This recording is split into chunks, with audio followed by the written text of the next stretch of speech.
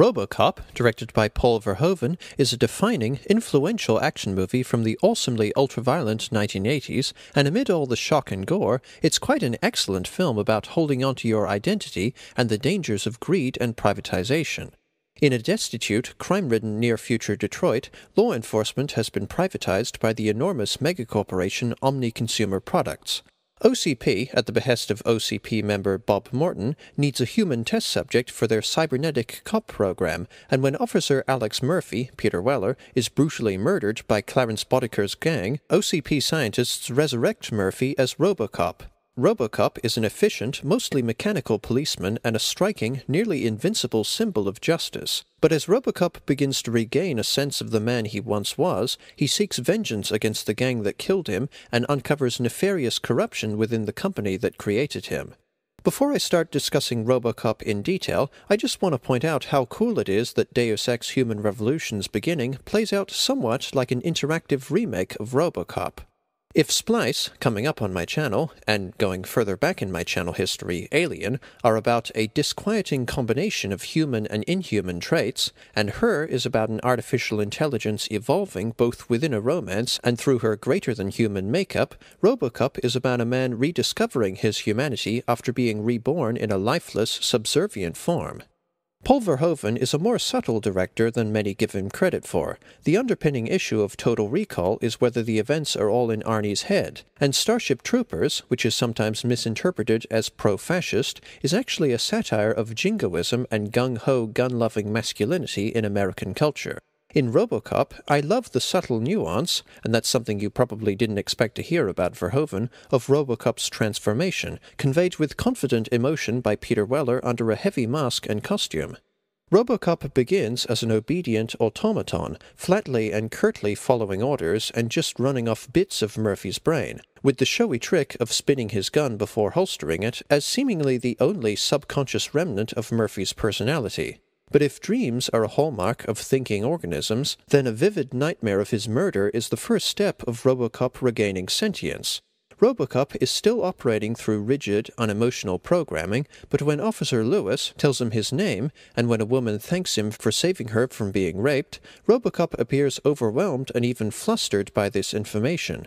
It's clever how RoboCop's investigation into his identity is done through the method of police procedure, as he is working beyond what he was built for, using those same limiting parameters he was made with. RoboCop's pursuit of revenge and his excessive violence against Boddicker, as he hurls him through windows and nearly crushes his throat, indicates anger, hate, and desire in an abstract sense, and with vengeance comes self-awareness, as RoboCop has a growing sense of himself as a being, specifically as Murphy, who was wronged and who wants retribution. One of the best scenes in the film is the poignant sequence of RoboCop walking through his now empty home and trying to remember his family. RoboCop almost staggers through the rooms as he recalls fragments of the loved ones he lost, as his wife and son moved away and forgot about him after his death, and RoboCop, or Murphy's, care, sadness, and longing are deeply palpable, and conveyed mainly through the emotional score, brief flashbacks, and Weller's skillful use of body language. RoboCop's moments of vulnerability, such as when he is almost crippled by the Fourth Directive and is visibly damaged by merciless barrages from Ed 209 and the cops, go a long way toward further humanizing RoboCop once more, and his hints of humor also indicate that his human mind and identity are returning.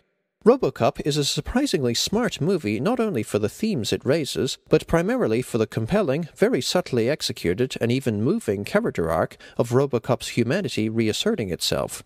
But RoboCop is also, of course, a great action movie.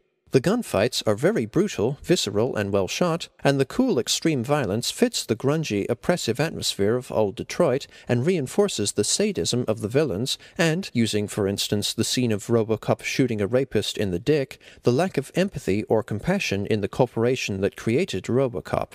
The scene of Murphy being viciously blasted with shotguns by Boddicker's gang is gut-wrenching, so it's all the more shocking when he is brought back from the dead as RoboCop. Conversely, the sequence of RoboCop calmly taking out most of Boddicker's gang with his kick-ass gun is enormously satisfying. The Robocop suit, designed by practical effects wizard Rob Bottin, who previously did the groundbreaking monster effects in John Carpenter's The Thing, looks cool, bulky but powerful and imposing, and made more intimidating by the dark, eyeless visor. Ed-209, an armed law enforcement robot presented to the OCP board by Senior President Dick Jones, was designed by Craig Davies, and its very smooth, well-scaled stop-motion animation was rendered by Phil Tippett, a veteran in the stop-motion method. Ed-209 has an amusing Dalek-style weakness as it tumbles over onto its back and squeals like a pig as it seemingly throws a tantrum when it tries to walk down a flight of stairs. Robocop also has steady, engaging pacing, solid dialogue, and numerous fun, interesting characters. Murphy's partner, Officer Lewis, Nancy Allen, is a strong, dutiful, and brave cop with just a trace of sass and sweetness, but these traits are not written solely for the male viewer's enjoyment. She is a cool, active female character and an equal to Murphy/Robocop, and even saves his life a couple of times. Robocop has three main antagonists that essentially occupy a gradient of evil. Bob Morton, who managed the Robocop program, is at most arrogant and unscrupulous, as he is a smug, self-aggrandizing corporate climber who shows no respect for the dead. Boddicker, the drug lord who executed Murphy, is a ruthless, gleefully sociopathic man who is still crafty, smooth-tongued, and somehow charming, and works for OCP Senior President Dick Jones, the main antagonist. Dick wants his Ed-209 program accepted over Robocop and is willing to kill his rivals and sneakily reprogram Robocop to ensure he physically cannot arrest him in order to stop anyone from getting in his way. Robocop is a thematically rich film and could also be regarded as a basic entry in the cyberpunk subgenre. There is little hacking involved in the film, but the biotechnology and interfacing of man with machine is clearly at play in Robocop himself, and the gritty, dystopian setting of old Detroit, and the powerful megacorporation, Omni Consumer Products, which is a PMC in all but name, are staples of cyberpunk. The future Robocop depicts was very resonant to 1980s audiences and is still relevant now. In the world of Robocop, there is an appalling disparity between the wealthy and poor, corporations have ridiculous levels of power, consumerism is so rampant and ingrained in the public that mayors and gangsters alike want the latest expensive car, and TV is full of sleazy junk. Robocop also has fun news bulletin interludes referencing armed conflicts getting out of hand and scores of casualties caused by the Orbital Strategic Defense Initiative, along with a mutually assured destruction-themed board game commercial, thus satirizing how crazy and dangerous the then ongoing Cold War and the governments involved were being. Robocop even, on some level, subverts the Reagan-era, super-violent, patriotic action movie zeitgeist by having the villain be an American corporation and the hero a sympathetic, tragic, and pained victim of its machinations, pun intended, while still being an awesome, super-violent action movie. I really liked Robocop, and would seriously call it a masterpiece of 80s action cinema. It has an engrossing character arc driving the sturdy, well-paced narrative, great acting and dialogue, fun characters, interesting themes and commentary, and excellent action. Robocop, the 1987 original by Paul Verhoeven, earns 5 stars out of 5.